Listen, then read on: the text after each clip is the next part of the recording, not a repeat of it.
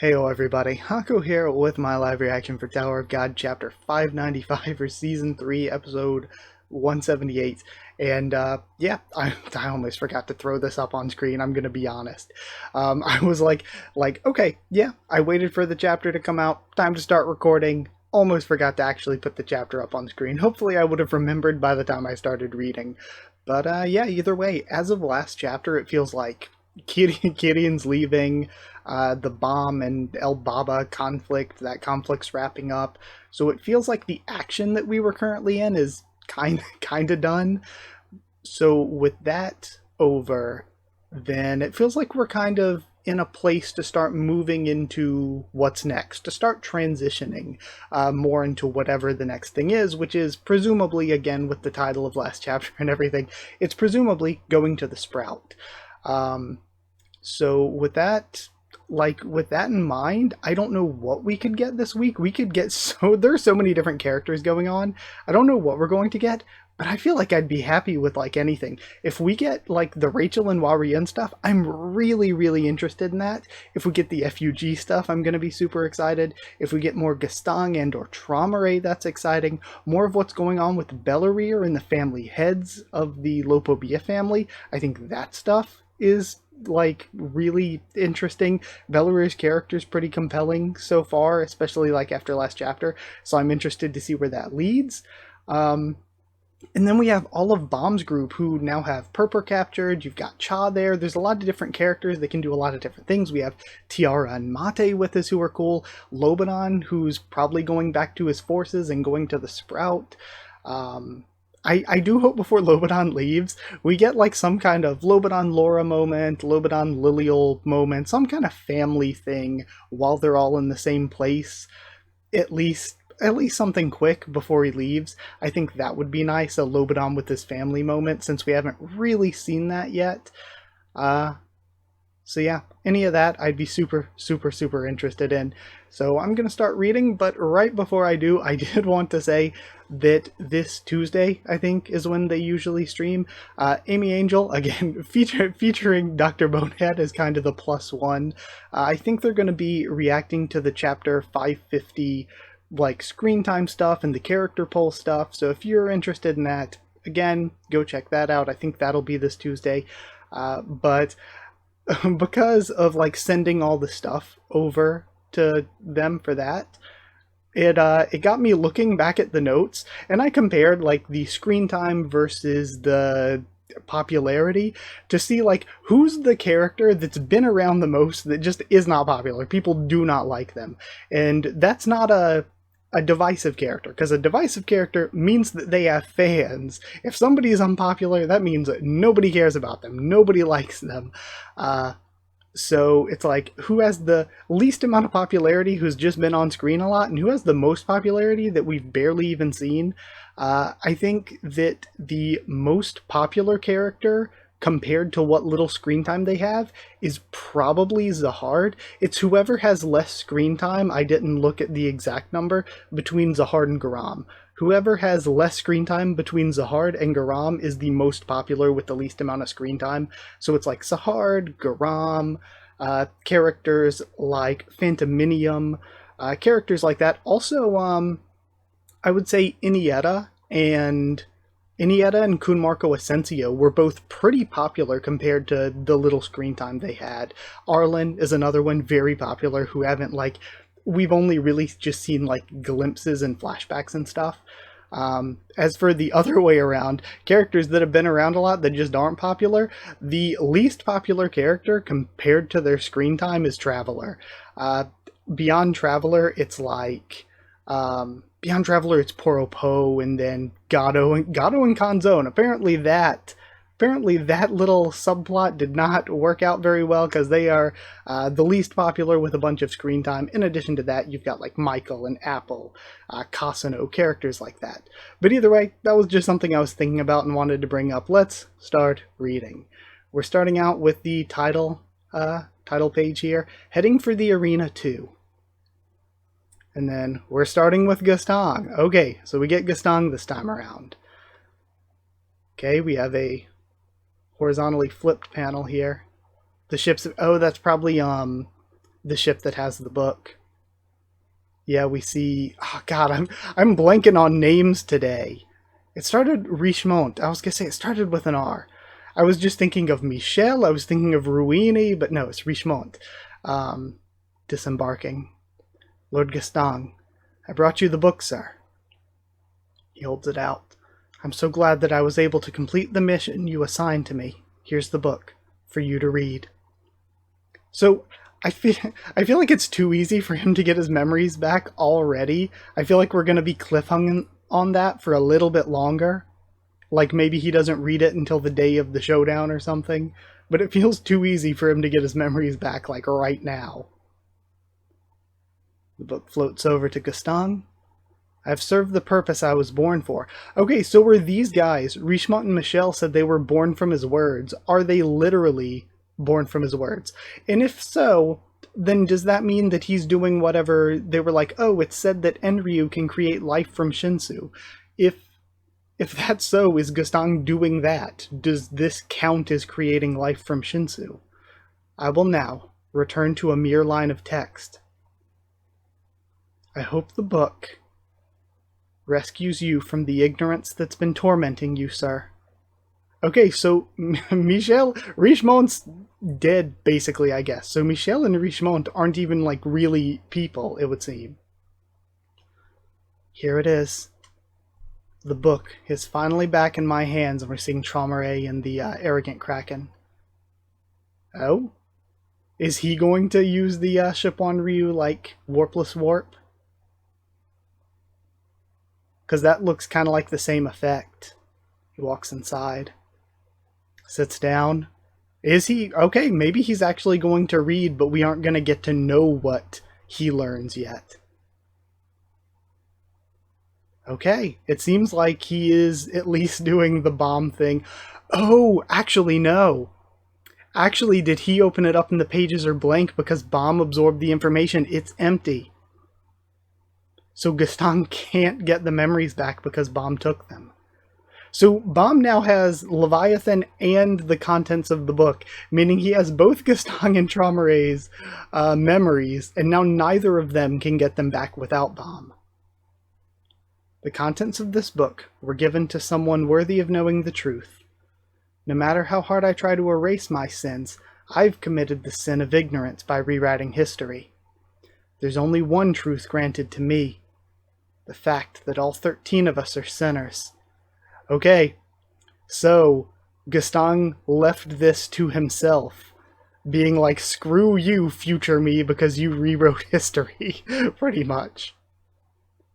This is next level self-hate from Gustang. Do I understand this correctly? That boy has the right to know the truth, but I don't. Dumas, I think the irregular stole the contents of the book. He's coming to the arena. Capture him and bring him to me. Yes, sir. Alright, so Dumas is being sent to capture him. 13. Oh, right. I didn't even think about how that would, like, raise red flags, because we, of course, already know about Zahard and V and Arlen. And, like, Gustang has mentioned Bomb being the son of V, right? Or maybe the son of Arlen. He mentioned one of them back on the floor of death. So Gustang knows at least a little bit, but he doesn't have full memories. It appears that our ignorance will force us to fight each other in the end. Traumeré. Because, yeah, they'll have to fight because now neither of them have the memories. Stars. That's the answer. I figured it out. Oh, and again, is this all connecting back to Rachel looking for the sky with the stars? I know the answer to this labyrinth. It's the stars, shining brightly in the sky. And then, is this going to be him escaping? Seems like it. The labyrinth is receding, and a door opens to him. That must be the exit. Come on. That's a really cool panel. I really like that a lot, with the tentacles melting back away. He steps back out. Traumeré. Traumare, and he looks back. You failed to remember me while you were here. Oh? Is this? It almost looks like a Leviathan forming. I'll see you soon. Or is it not? It's somebody with a horn?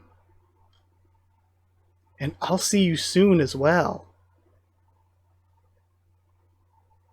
It looks like actually there's something like darker that's smaller within the greater, lighter colored thing.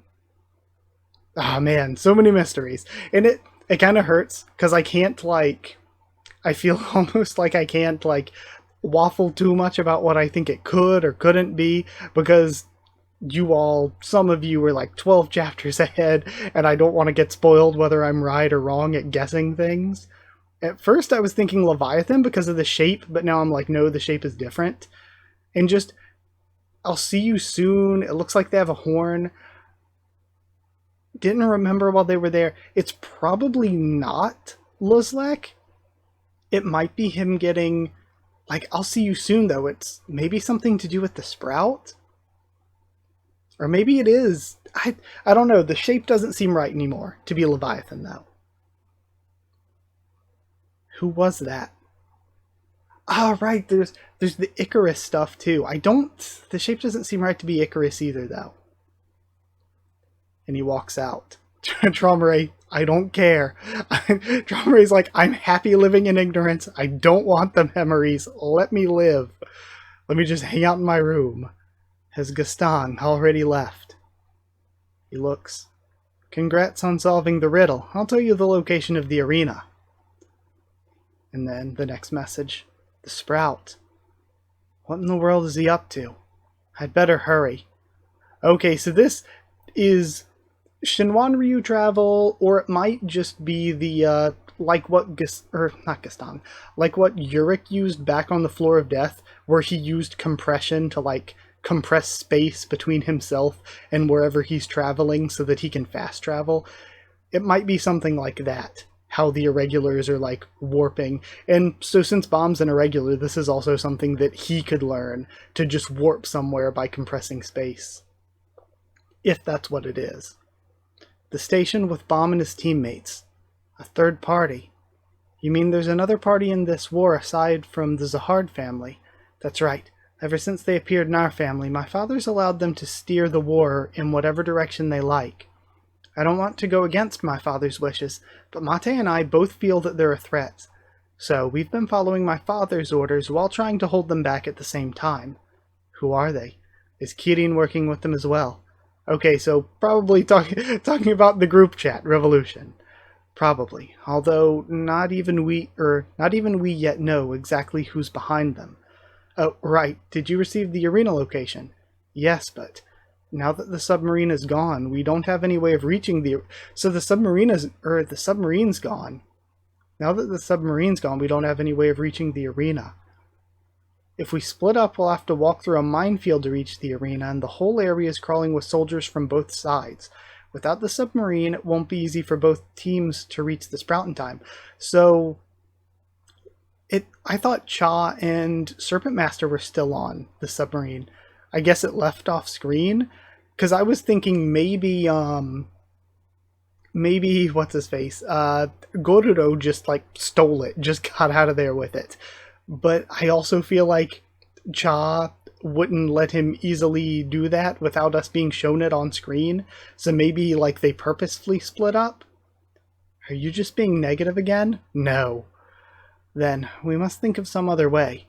Grandfather. Okay, we are getting a moment with Lilial and Chilial and Lobodon. This is good. I wanted to see this. Thank you, Grandfather. You came. Father. I'm so sorry for failing to protect myself and making you come all this way. I feel like I caused nothing but trouble for you. Not at all. If anything, I give you too great of a burden to bear. Thank you for everything. And he hugs Laura. This is so sweet. But why is she holding... Oh God. I was like, why is she holding a knife? But no, it's the suspendium from her hair. Man.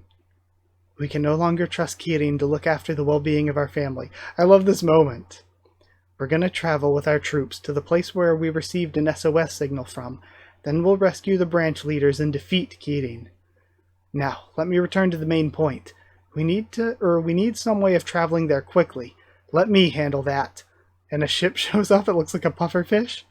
Is this going to be somebody new? Oh, if it's like a pufferfish, is this Purper? Did they steal her ship because Cha captured her? Gorudo? Oh, never mind. So maybe the sub just dropped them off at the station and left, and Gorudo got them a new ship? Gorudo? This little guy'll get us there in no time. This is the fastest submarine among those in the Dugong fleet, and it has an excellent camouflage function. If we travel along the navigator's route with this submarine, we can safely reach our destination in time. And then, it sure doesn't look very fast. Can I eat that? I guess the bulge sound effects is just to show that it's very, like, blown up and pufferfish looking. Don't judge it by how it looks. It's extremely quick. Of course, there's one disadvantage. It can only hold a few people. Only 5 other people aside from myself, and we know that he's trying to capture Bomb. So Gorudo is like, I feel like sus is already like out of touch slang at this point, but he is very suspicious. Other than myself can get on board. There are plenty of warp fleets in the station, so if we're dividing ourselves into 2 teams, the team going to the arena can take this floating ship, and the team going to rescue the branch leaders can ride the warp fleet. Actually, he thinks, the submarine's capable of holding more, but they told me to only bring 6. Well, I'm obviously getting in that blowfish, since I'm both his guardian and helper, as Gorudo betrayed us as well. I wish I could... oh yeah, Lobodon of course thinking this, because he's working with Bomb. I wish I could go with you, but the branch leaders need my help. Okay, then there are 3 spots left. I have to go with Bomb. I made a bet with the family heads. I'm going to. We wouldn't have made it this far if it weren't for me. I'm going as well. Slayer candidate. Oh? Who is it that's calling him Slayer candidate? Is that Lilial, maybe? Hey, you can't all go. Alright, then, since there's a limited number of spots on the submarine, aside from those who absolutely have to go, we'll decide on the others with a fair competition. What exactly do you have in mind? How about... And I thought the one saying... I'm going as well, Slayer candidate. Yeah, obviously I'm going is what Tiara's saying. So I didn't think it was Tiara saying, well, I'm going as well, Slayer candidate. Since she had already said something, but maybe I'm wrong. So I don't know what the fair competition. What do you have in mind? How about we have a showdown to the death, and this would be a Tiara plan. Whoever survives gets to go with the Slayer candidate. And again, I love the face as well. Just play rock, paper, scissors. And then they play it. Who wins this week? A few minutes later. These are the people going, huh? Okay, so we have the Gorudo. So the obvious team. This is who we expect. Bomb and like the main team with Tiara and Gorudo. That's kind of disappointing though. I would have liked to have seen a more like crazy mismatched team, to be honest. Like having Bomb-kun Rex still together with Andrasi. Like Andrasi staying along makes sense for like what's going on in the story right now. But like, I don't know. I just feel like splitting Bomb-kun Rex up and having them be in more creative teams would have been fun. I would have liked to have seen their characters bounce off of different new characters. Alright, so it is the obvious team. I'm not sure if this is a good team. The enemies we'll face from this point will mostly be rankers or high rankers. Anyone below the level of Pobedao, Tiara, or Bomb will have a hard time fighting them. Are you sure you don't want to go with Bomb? You won the game. That's alright. Okay, so Cha won, but I guess he's giving a spot to Kun. You don't have to give up your spot, though. Well, the princess really wanted to go with him. Oh, he gave it up for Andrasi. And I need to look for Doan. Okay, this isn't fair. Why'd you have to win? We have the flashback of Andrasi kicking him. I guess strength is the deciding factor after all. Besides, I have a grudge to settle with Lopovia's branch heads, so perhaps it's my destiny to go and confront them. Just admit that the princess kicked your butt. Stop calling it destiny. You 3 are coming with me. That'll be much safer than running away. Yes, father. Okay, so that's cool. The family's sticking together. Also, could we not just have a, this is my bundle of snakes boyfriend moment introducing Serpent Master? Looks like we finished dividing ourselves up. Let's go. It's time to head over to the arena, and we have Popodal's forces. Third Fleet. I wonder if Serpent Master, though, I was just kind of thinking to myself, if Serpent Master, since we haven't seen him here, can be, like, stored like a Shinhyo by Laura. And then Commander. Sorry, which fleet? Third Fleet of who? Popodal, okay. The second fleet, I think, was Ruini, right? Commander, an object that looks like debris is approaching our position. It doesn't appear to be from Lopobia. What shall we do? Send out some scouts to negotiate it. Or to investigate it. Sorry, I was like, we don't know who this is, do we? Oh, and I just remembered the end of last week's chapter with the Wall Hike Song ship. We still haven't seen that. We need to know whether the people on board are allies or not. If they're allies, bring them here. If not, execute them immediately. Alright, Fleet Commander of the Popodal family's Third Fleet, High Ranker Popodal Baran. So Baran's the head of the Third Fleet. The Second Fleet, I'm pretty sure the head was Ruini. We saw them like a few times, but that's it. And then, is this the same ship? Oh no, it's... Lord Grace, we're near Popodal's barrier. We just have... We have Grace Merchia Luzlek just chilling. We need to break through this barrier in order for the Slayer candidate to reach the arena. Very well. We might as well help the boy while we're here. Pierce the barrier. And then we have the, yes, Lord Grace. This is the butterfly guy from before. Ah, man, and that's all we get to see. We get cliffhung at that. I want to see what's going on with the Wall Hike Song ship. I can't believe I forgot that for almost this entire video. I want to see what's going on with that. I want to see what's going on with this butterfly guy. Sorry, that was so funny. We just cut to just big chilling. Grace Merchia was like, that's such a good panel. That's so funny. That was a really good chapter. I think the only thing that would have made it even better is if we did get a Serpent Master moment with Laura being like, hey, this is the father of my children. I think that would have made it even funnier, but I am really glad that we got the, like, you know, family moments with them. Again, I am still... Well, it's one of those things where we'll have to see where it goes. We don't know where the story's leading. Maybe it's really important to keep the bomb group together, but I think it would have been interesting if we split the bomb group up in an interesting way to let Rack and Kun do things other than just being Bomb's background sidekicks. But then we also run the risk of them going with the other group and then just being background characters and doing nothing. So there is still a risk there, I guess. But I kind of feel like I wanted them separated from Bomb because, well, I was going to say a lot of times characters get to do their best character moments when they're forced to stand on their own and be by themselves. And for Kun, that's kind of true.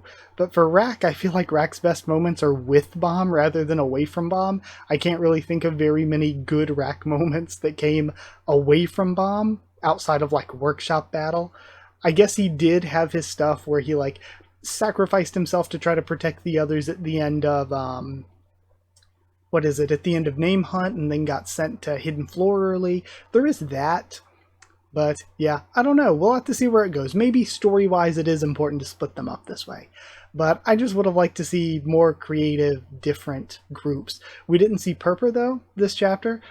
We didn't see what's going on. Like, we didn't see Purpur or the Serpent Master for the characters that are... Or Elbaba for the characters that are still with Bomb's group. We didn't see where Kirin went exactly. We didn't see what's going on with Belarir and the other... the Lopobia family leaders. We didn't see that this time. We didn't see the Wall Hike Song stuff again, so there's still a lot of mystery. I guess we don't know 100%. Are Karaka, Jinsung, are those characters still with... Luzlek here? And then we also have, like... There's so much going on. We also have, like... Yama, Doom, Dewan, who Cha's going to look for Dewan. They're still with Catan, presumably. And I guess Catan would maybe also be trying to go help the family leaders, since that's what Lobadan's going to do, or maybe they're just going to go straight to the sprout itself. Also, something, I don't know if you can answer this for me without spoiling me, but I haven't been counting the sprout in my screen time notes. So again, at chapter 600, we're going to have a big screen time video. I'm really looking forward to it. I hope you all are as well. Every week I feel like I'm just counting down, like, okay, one less week until screen time video, one less week until screen time video. I haven't been counting the sprout in my screen time notes because I don't know if it's like, and I don't know if it's a living, I mean, obviously it's a plant, so it's a living being, but I don't know if it should count as an entity for screen time. Like, and I feel like it's almost going to be spoilery if I ask. If I'm like, does it have a personality? Can it speak? Is it like a sentient thing? I feel like it'd be spoilery if I ask that about the sprout, but at the same time, I'm like, should I be counting it? So I am unsure about that. But yeah, either way, it was a good chapter. I'm going to end here and stop rambling. Thank you so much for watching. Like if you did like the video, comment down there to tell me what you thought of this week's chapter, my first thoughts and reaction and all that. Like I said, tons more Tower of God stuff on the way. In addition to the chapter 600 screen time video, I have a bunch of other stuff. Plus, I just had a really good idea for a long-term project earlier this week, so I really want to do that. But the issue is it might take me a couple months. It will be very research heavy if I do it. So it's going to take me a while, but I have had another idea for a big Tower of God project. But yeah, like, comment, subscribe, follow on Twitter if you want. If you want a link to the Discord server, freedom for anyone. Just ask and I'll give you a link. If you'd like to help support the channel, drop a super thanks down below if you want to, or if you want one piece of it early, if you want a shout out at the end of every video, you could hit join down below to become a member. You could go to patreon.com/Haku of the Tubes, or a link will be in the description to become a patron. So huge thank you to people who are already patrons and members. Thank you to Chosen Regular Evan Holly, Magical Girls Evan Ono and Smeller Dog, Cheriton Student David Langstaff, Slayer Candidates SG and Stan Cedar, and Pure Element Pati Ardialo. Massive thank you to them. Massive thank you to all of you for watching. Thank you so much, and I'll see you all next time.